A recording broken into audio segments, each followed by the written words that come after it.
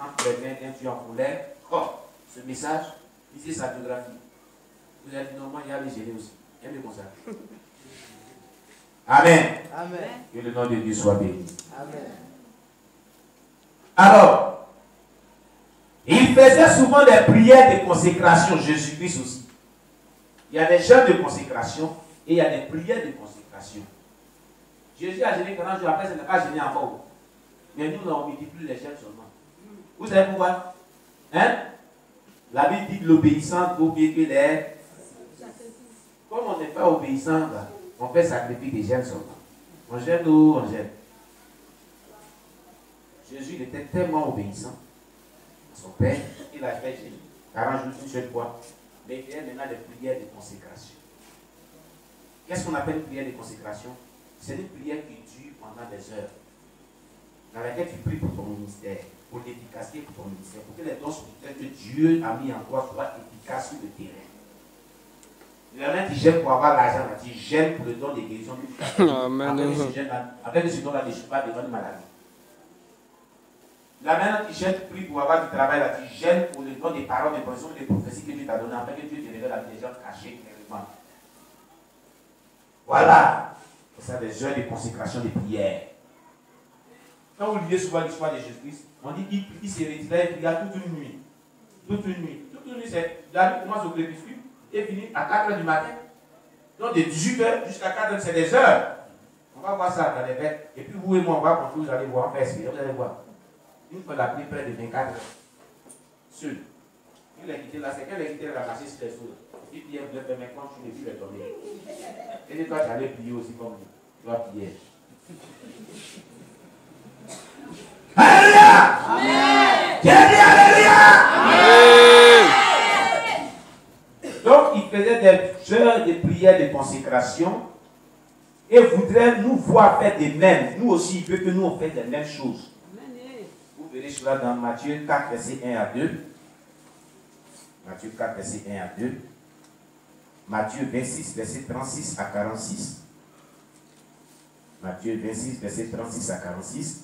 Matthieu 14, 22 à 36. Marc chapitre 1, verset 32 à 45. Oui, vous allez avoir le livre. Vous allez avoir aussi le film.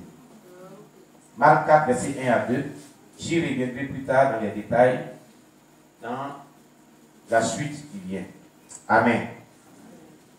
Il est quelle heure? Il est? D'accord. Alléluia. Amen. Les chrétiens. Ah, je vais voir mon manuel. Il ne faut pas être tout fini. Tellement tout. Ah, comment il va mal un peu. Comment il beaucoup là, c'est pas bon. Bien. On parlait d'un phénomène un peu. On parlait de ça un peu. Parce que Yapi m'a parlé de ça un peu. Les chrétiens qui papillonnent, comme le papillon qui vole d'une fleur à une autre, pour chercher de quoi satisfaire à ses besoins. En Côte d'Ivoire, dans le christianisme, nous disons souvent qu'il y a des chrétiens papillons. C'est-à-dire les chrétiens qui vont d'un homme de Dieu à un homme de Dieu, d'une communauté chrétienne à une autre communauté chrétienne pour satisfaire à leurs besoins. Cela ne devait pas être ainsi. Cela ne devait pas être ainsi. Et malheureusement, nous le constatons et nous le vivons. Pourquoi donc ce papillonnement? Est-ce qu'il y a une solution biblique à ce phénomène qui ronge le corps du Christ? Amen. Amen. Donc pourquoi ce papillonnement des chrétiens? Les chrétiens papillonnent parce qu'ils ne sont pas satisfaits de leur berger. Ils ne sont pas satisfaits de leurs parents spirituels. Ce qu'ils attendent de leur berger, ils ne l'obtiennent pas. C'est pour ça qu'ils papillonnent. Ils voulaient avoir sa guérison. Tu ne pries pas pour qu'il soit guéri. Donc si le lecteur dit, il y a un prophète qui sent, depuis le logo là-bas, il dit, ah d'accord, il y a allé là-bas aussi. Amen. Ah, si l'autre on dit, Dieu ne prie pour la guérison, allez là-bas. Amen. Amen. Ils papillonnent parce qu'ils ne sont pas satisfaits de leur berger. Ce qu'ils attendent de ce berger-là, ils ne l'obtiennent pas. Pourquoi ils papillonnent? Alors que cela ne devait pas être ainsi. Parce que ce matin, on fait la continuité du ministère de Jésus. On l'a vu ça, non? Ça ne te fait pas ainsi? Est-ce qu'il y a une solution biblique à cela? Oui. Il y a une solution selon la Bible. Et nous allons voir cela. Examinons ces quelques passages de la Bible de près.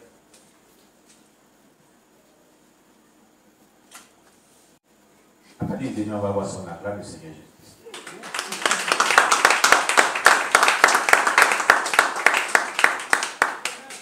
La petite vient comme moi, je viens. Donne-moi un stylo, il y en a qui là où je suis arrivé. On va aller le papier de Dieu. Le papillonnement des chrétiens. Amen. Amen. Et Dieu nous bénisse. Amen. On acclame Jésus pour vous-même. Amen. Dieu nous va joie ce soir. Amen. Alléluia. Amen. Je viens maintenant aux questions. Parce qu'on a parlé beaucoup. On a pris d'autres beaucoup.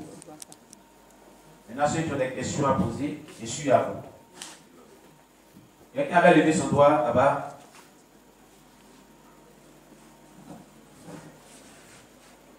Oui, tu te présentes. Est-ce qu'il y avait un deuxième micro? Donnez-lui. Non, non, nous sommes en train d'enregistrer. Je suis le frère Koni Goné Emmanuel. Amen. Ma question est la suivante. Oui. Et je peux lire à deux volets. Pourquoi des floraisons d'église par-ci et par-là? Doit-on accepter le dénombrement dont il est question annoncé par le ministre de l'Intérieur dans des cultes? Merci. Bon, pourquoi la prolongation des églises par-ci par-là? C'est une prophétie biblique que Jésus même a annoncée.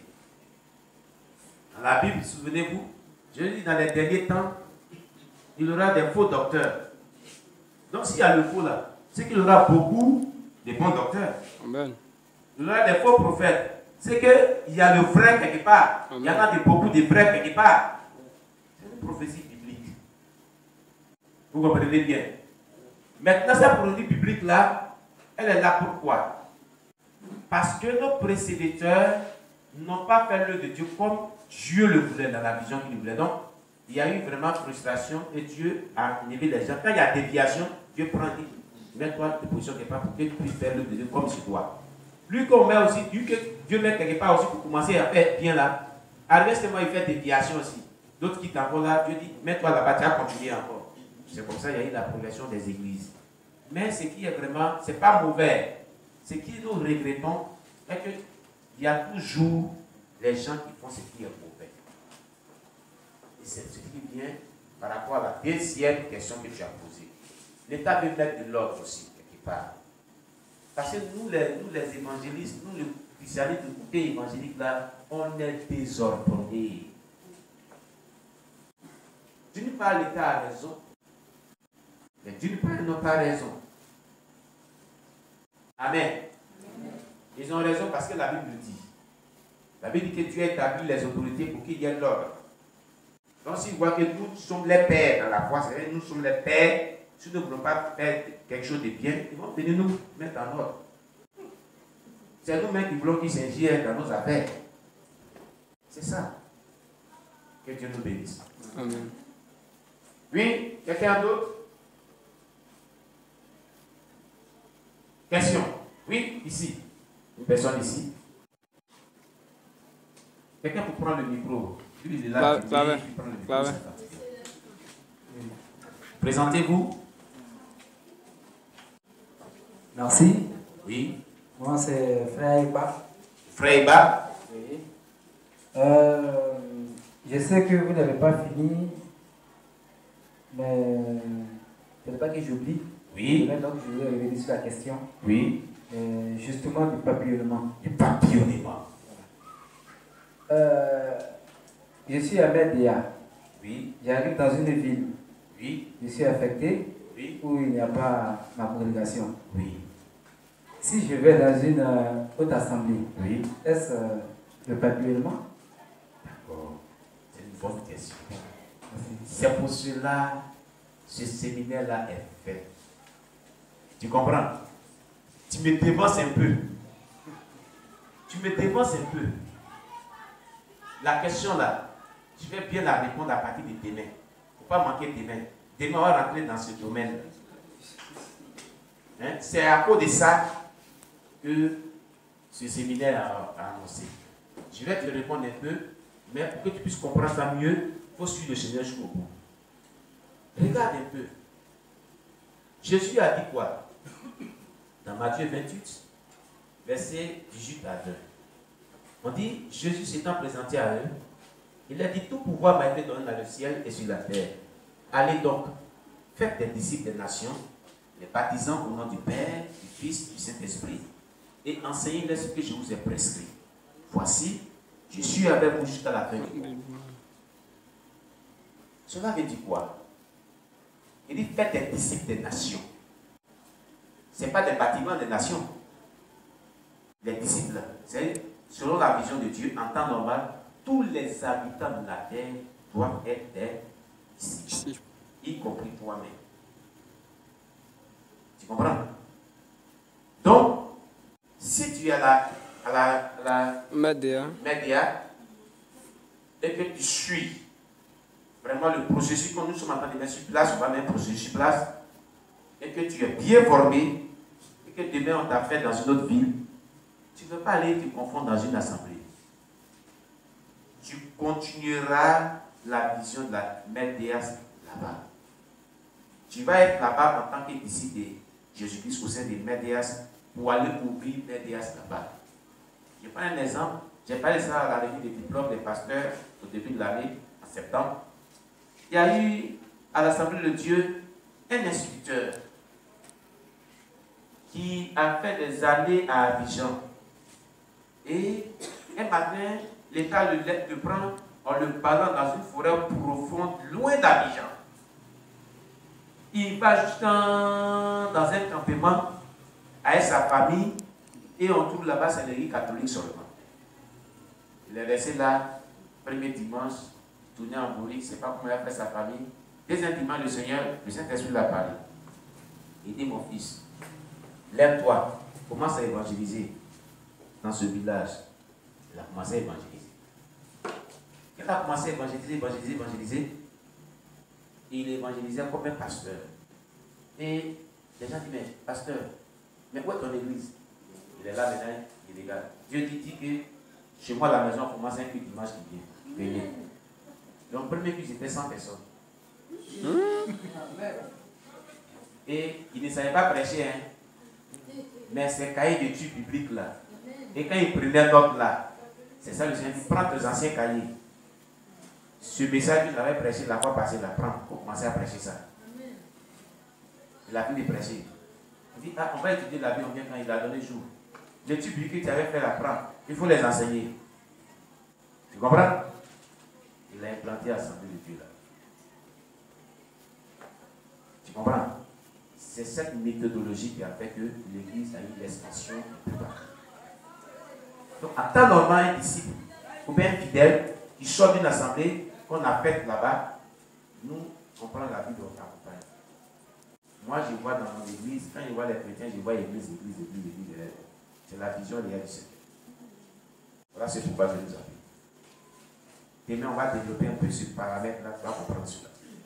Que Dieu nous bénisse. Amen. Une autre question? Oui, il y a le frère derrière.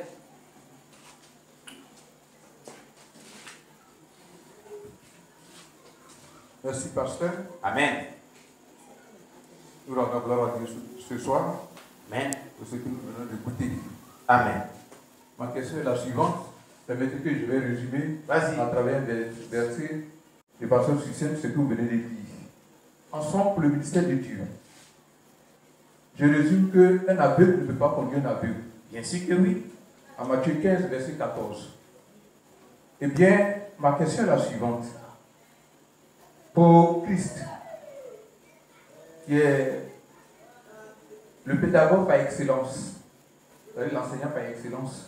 Je voudrais savoir, pasteur, le Christ a exercé combien de ministères sur terre? Amen. Voilà, Jésus-Christ a exercé la plénitude de tous les 5 ministères. Jésus-Christ a exercé la plénitude, je me dis mes mots, la plénitude de tous les 5 ministères. On disait tantôt, c'est un prophète. Quand vous lisez bien les Écritures. On disait tantôt, il n'enseigne pas, non pas comme les scribes, donc un docteur. On disait tantôt, venez, la femme samaritaine, elle dit, venez voir une personne, venez voir une personne. Il m'a dit ce que j'étais, ce que j'ai fait. Donc un évangéliste qui attirait des foules de personnes. Et tu vois bien. Il dit de lui-même que je suis le bon berger. Donc le ministère pastoral. Là, j'ai à la fois le ministère apostolique, pastoral, docteur, évangélique. 5 ministères. Je vais Éphésiens 4, verset 11. Les 5 ministères. L'exercice des 5 ministères pleinement. Sans faille. Pasteur. Oui. Vous dites 5 ministères. Oui. 5 ministères autant pour moi. Oui. Mais moi, je vois 3 ministères bien comprimés. Il y a 3 ministères bien comprimés. 3 ministères. Voilà, bien concentrés. Peut-être que vous avez dilué ça. Parce qu'il y a ce que je voudrais dire au niveau des ministères. Oui. On parle aussi de la pastorale, bien sûr. Donc, je voudrais te dire, moi, à ma connaissance, Oui. Christ a exercé 3 pastorales. 3 pastorales. Oui, bien sûr. La pastorale prophétique, la pastorale sociale et la pastorale liturgique. Bien. Voilà. En fait, ce sont des thèmes que vous développez. Mais en exégèse et la matière d'interprétation de la Bible, l'exégèse nous dit, qu'est-ce nous dit l'Écriture? Vous comprenez? L'exégèse nous dit, qu'est-ce nous dit l'Écriture? C'est ce qui nous rapporte l'Écriture qui nous suffit. Les thèmes là, les thèmes intellectuels qui ne répondent pas de l'Écriture sont un peu compliqués. On va prendre Éphésiens 4, verset 11 pour lire. Et on va lire. Je vais développer ça demain ou après-demain. J'ai dans le manuel. Donc, comme tu me demandes, on va prendre. Quelqu'un nous lit Éphésiens 4, verset 11. Prenez vous-même puis lisez. Non, laissez-lui même lire. Éphésiens 4, verset 11. Oui. Et il a donné les uns comme apôtres. Donc on note premièrement, apôtres. Les autres comme prophètes. Les autres comme évangélistes. Ça fait 3 maintenant, Les autres comme pasteurs et docteurs. Bien. Ça fait 5, non? L'Écriture nous dit, il a donné 5. C'est pas fini. Au mieux de rassurer, allons dans 1 Corinthiens 12. 1 Corinthiens 12, le verset 28 à 31. À 30. 30, ça nous suffit. 1 Corinthiens 12, verset 28 à 30. 1 Corinthiens 28, 1 Corinthiens Chapitre 12, verset 28 à 30. Et Dieu a établi dans l'Église. Dans l'Église, premièrement les apôtres, secondement des prophètes, troisième des docteurs, ensuite ceux qui ont le don de miracles. Continue. Puis ceux qui ont le don de guérir, et de secourir, de gouverner, de parler diverses langues. Très bien. Dieu n'a pas parlé de pastoral. Qu'est-ce que nous dit les Écritures? Voilà ce que nous dit les Écritures. Et c'est ce que nous dit les Écritures qui nous réunit ici. Amen. C'est pour ça qu'il est dit, Jésus-Christ étant le dépositaire des ministères, il les a exercés de manière pleine. Les 5 ministères. Quand on fait l'historique des 4 évangiles, Jésus a été appelé comme prophète. Jésus a été appelé comme enseignant, c'est-à-dire il n'enseignait pas comme les scribes. Jésus a été appelé comme un grand évangéliste. Il réunissait des foules de personnes. Jésus a été appelé comme un docteur, un pasteur. Il dit, je suis le bon berger. Le rôle du pasteur, c'est d'être un berger. Le berger, son rôle, c'est de guider le troupeau, le nourrir. Amen. Voilà. Donc la Bible nous mentionne 5 ministères. Bien. On dit Dieu a établi premièrement dans l'église les apôtres, les docteurs, les prophètes, ensuite les suites. Et c'est pour ça qu'Éphésiens nous dit qu'il a donné premièrement les apôtres, les docteurs, les prophètes. Il en a cité jusqu'à 5. Donc ce qu'il dit là, c'est-à-dire que je serais bien à l'aise si c'était complété à 5 avec ces deux écritures, ces deux portions que j'étais réunies pour te faire comprendre. Et effectivement, les apôtres, parmi les apôtres, il y avait des évangélistes, il y avait des docteurs, il y avait des prophètes et il y avait des pasteurs. Mais pasteur, oui. Et Dieu dit, et Dieu a établi autant pour moi dans l'église, premièrement, oui. Des apôtres. Oui. Quel est le rôle des apôtres? Bien. Voilà. Parce qu'on va les parler là-bas. D'accord. Les apôtres, c'est des bâtisseurs. C'est des pionniers qui placent le fondement d'une œuvre. C'est des formateurs. Il y a, à mon sens, deux types d'apôtres. Les apôtres itinérants et il y a les apôtres qui sont des formateurs, qui sont sur place, qui forment et qui envoient en mission.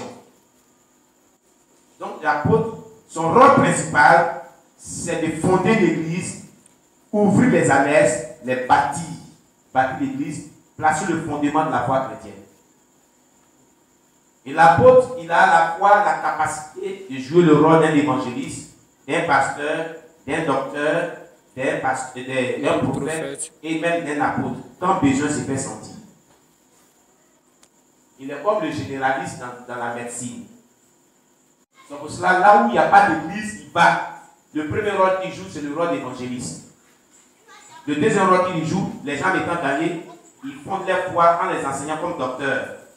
Le troisième rôle qu'il joue le rôle des pasteurs, il les visite, il les encadre. Le quatrième rôle qu'il joue, il faut que la puissance de Dieu soit démontrée, afin que la foi des gens soit ravivée. Donc, il joue le rôle de prophète, démontre la puissance de Dieu, par des signes, par des miracles.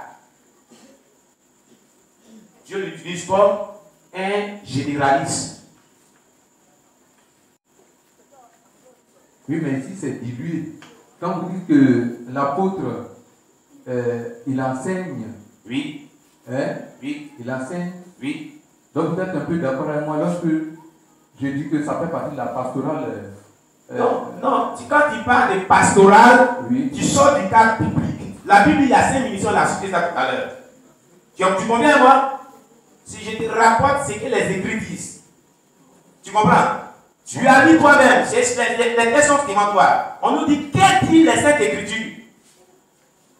Les 5 écritures à citer, jusqu'à la cité pasteur même encore. On dit, hé pasteur. Dans Éphésiens 4, verset 11, tu n'as pas lu ça? Ça veut dire que les 5 là jouent un rôle spécifique, différent.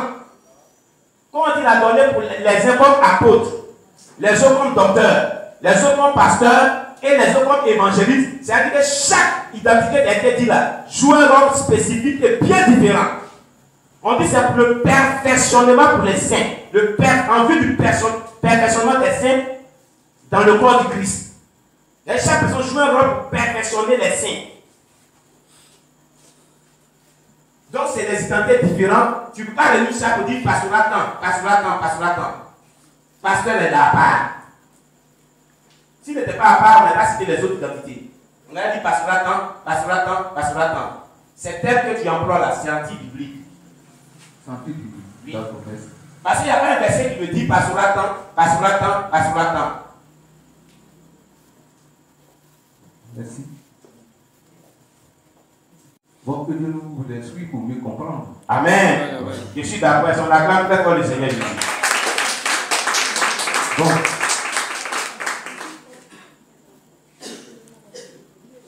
des versets bibliques qui parlent de pastoral temps, tu me les fais sortir. Je serai d'accord. Nous parlons sur la base des versets bibliques. On dit quelle dit l'Écriture par rapport à telle chose que nous avançons. Moi, je t'ai dit qu'il y a 5 ministères. J'ai pris un verset, je te l'ai confié. Tu l'as lu. J'ai dit encore qu'il y a un ministère qui atteste que dans l'église, on n'a pas dans le monde, ni dans une autre association. Dans l'église qui est de Dieu, Dieu établit premièrement les apôtres. Tu l'as lu. Secondement, les prophètes. Tu l'as lu. C'est-à-dire que c'est des saintetés qui sont bien définies, qui sont différentes de l'autre et qui jouent des rôles différents. Mais quand tu dis pastoral, c'est comme si les autres jouent le même rôle du ministère pastoral. C'est des termes que tu emploies et qui ont des sens. Merci. Bon. Que Dieu soit là. En fait, c'était là ma question. C'était là ma question. Donc, je vous dis merci. Amen. On n'a pas d'esprit pour le frère. C'est très important. Ces questions sont très importantes. Amen. Une autre personne, est-ce qu'il est 21h? Amen. Bien, nous allons arrêter les questions là. Pour ceux qui ont des questions, quelqu'un d'autre a des questions, on va faire une faveur, on peut prendre des questions. Au moins 2 personnes, c'est plus. Oui. Ce n'est pas une question en tant que telle. Oui. Mais comme on l'a dit dans votre enseignement, oui. Mon peuple périt par manque de connaissances. Amen. Il faut vraiment appuyer le côté de l'enseignement. Amen. Parce que nous servons le Seigneur une fois dans la semaine, les dimanches. Oui. Et les autres jours, on se sert et on sert l'autre aussi, l'autre maître. Donc, s'il y a des jours d'enseignement, ça peut édifier le peuple de Dieu. Amen. Alors, vraiment, que l'accent soit mis. Parce que si on n'est pas édifié, on tombe facilement dans les fausses doctrines. C'est vrai. Donc, il faudrait qu'il y ait un enseignement pour que le peuple de Dieu, par la parole, puisse rejeter les faux prophètes, les faux docteurs, les faux évangélistes. Amen. Donc, j'exhorte vraiment que l'enseignement soit vraiment brisé. Amen. Pour affermir la foi de nous d'autres qui sont encore en quête de la parole de Dieu. Amen. Merci. Ça sera fait. On accorde Jésus pour le frère. Voilà. Alléluia. Je crois qu'il n'y a plus de questions. Mais quelqu'un a des questions? Bon, s'il n'y a plus de questions, on acclame le Seigneur Jésus-Christ. Nous allons prier en fonction de ce que nous venons de recevoir. On va dire merci à Dieu. On va prier le Seigneur. Voilà, on se tient debout. Tu vas demander à Dieu tout ce que tu as compris. Tu vas demander à Dieu de t'aider à l'appliquer à ta vie, afin que tu puisses vraiment prospérer dans ta vie, dans la vision à laquelle Dieu t'a appelé. Prions le Seigneur notre Dieu. Seigneur, merci pour merci Jésus-Christ de Nazareth, merci pour ta parole que nous venons d'entendre. Merci pour ce message, Jésus-Christ. Merci Père éternel Dieu, toi qui nous instruis ce soir. Nous te confions nos cœurs, nous te confions nos âmes, nous te confions notre esprit, nous te confions ce dépôt de ton enseignement, de ta